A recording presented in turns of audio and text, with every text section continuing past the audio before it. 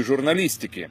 Один из недавних случаев – появление в эфире ток-шоу «Лицом к лицу» на канале «Аль-Джазира» российского политолога Натальи Нарочницкой.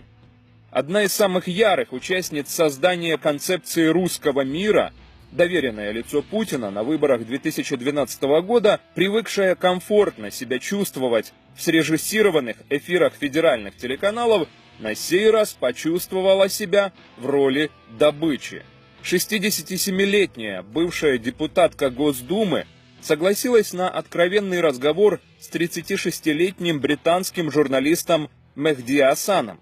Такого позора Нарочницкая и вся кремлевская братья давно не испытывала. Вся программа длится 47 минут, но мы для вас выбрали ключевые ее моменты, демонстрирующие весьма интересные особенности мышления тех, для кого действия российской власти кажутся логическими и оправданными с точки зрения международного права. Существенная часть программы была посвящена действиям РФ на Ближнем Востоке, но мы остановимся на украинском вопросе. What about Ukraine? Of course we do care about Ukraine. My ancestors are from Ukraine, but there was a coup d'etat in Kiev. The constitution was dismissed. Even the mandate of president went to the Speaker of Parliament, whether under constitution it should go to the Prime Minister. The Constitutional Court was dismissed. Let's assume there was a coup d'etat. There's a division of opinion on that, of course, whether it was a coup or not. Crimea was taken by the Russians, annexed in violation of international law. Most lawyers would argue. Crimea the UN General Assembly. And why do you think 100 countries at the UN condemned the annexation of Crimea? 100. Only 11 countries voted with Russia. Why do you think that is? Because it's politics. Politics 10 to 1. The 21st century. The politics in the 21st century. It's not because that the United Nations recognises national borders and sovereignty and says you can't just change the borders of a country. You talked about common borders. The international law, let me just finish. Okay. The international law teaches now that self-determination right is observed, but the principle of territorial integrity prevails. That's true. Only but in a case when self-determination rights are combined with so-called, it's in the textbooks of international law, when the people maintain historical, linguistic, cultural and other types of so on that basis, Crimea can be independent?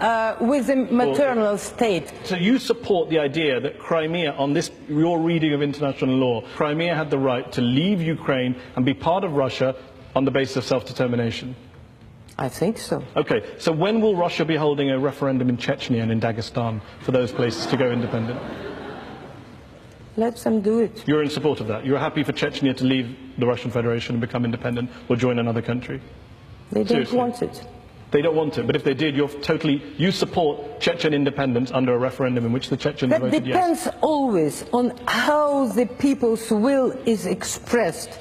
If it's expressed by the bandits and gangsters and criminals, because there were no bandits or gangsters in Crimea, were there? There were no men in masks. No, you just imagine those people But on if our there screens. are teachers, students, engineers, doctors voting calmly on their, expressing their free will, it's different. So don't make, Chechnya doesn't want to leave Russia. They now are flourishing more than any others. After you bombed them for several years and killed hundreds of thousands of people, I guess not. When Crimea was annexed by Russia, you said that for the first time in 20 years of political life, you felt happy. The West had pushed Russia into a corner, you said, and finally Russia has shown its red line. I'm just wondering, is the red line now fixed in place, or is it going to move geographically into other areas, perhaps in the region? That's it? Or are we going to see some more redrawing of borders in that area? Russia has proven through 25 years that it is ready and absolutely tolerating Ukraine's, floating this and that, under only one condition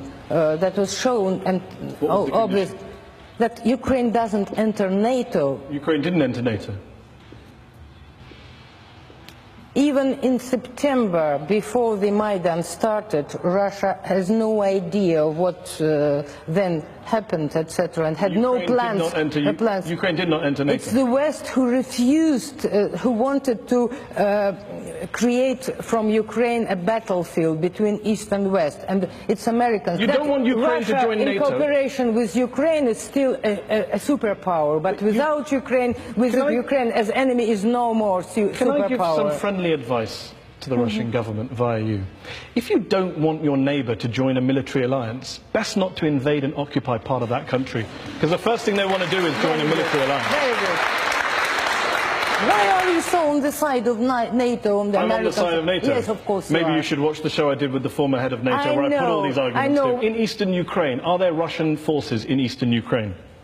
Not Russian forces. Separate Russians, yes, but not Russian forces. So it's different legally at all. So when a Russian... do you mean there are, squads on parts of the army with tanks that's crossing? Exactly what I'm asking. No. Okay, so no. when a Russian Special Forces soldier, Dmitry Shlapnikov, tells the BBC that he and his fellow troops were in Ukraine, when captured soldier in Ukraine, Alexander Anatolovich, identifies himself as a Russian serviceman in the Russian armed forces, what were they doing there? Sightseeing? Taking a tour? It is denied. It is denied by officials. Do you agree with them? I quite agree, but I believe that there are some Russian soldiers, of course, and officers. I don't deny that. But legally, every country, when it's helping the situation according to the interest and according to the appeal, they do it legally correct. But it's not illegal for Russian soldiers to be in Ukraine, under any reading of international law. Was it legal for American specialists in all places where they have been? Was it legal for Americans to be in Iraq? No. Okay, good. Back to the question. Was it illegal? Is it legal for Russian forces to be in Ukraine? There are no forces.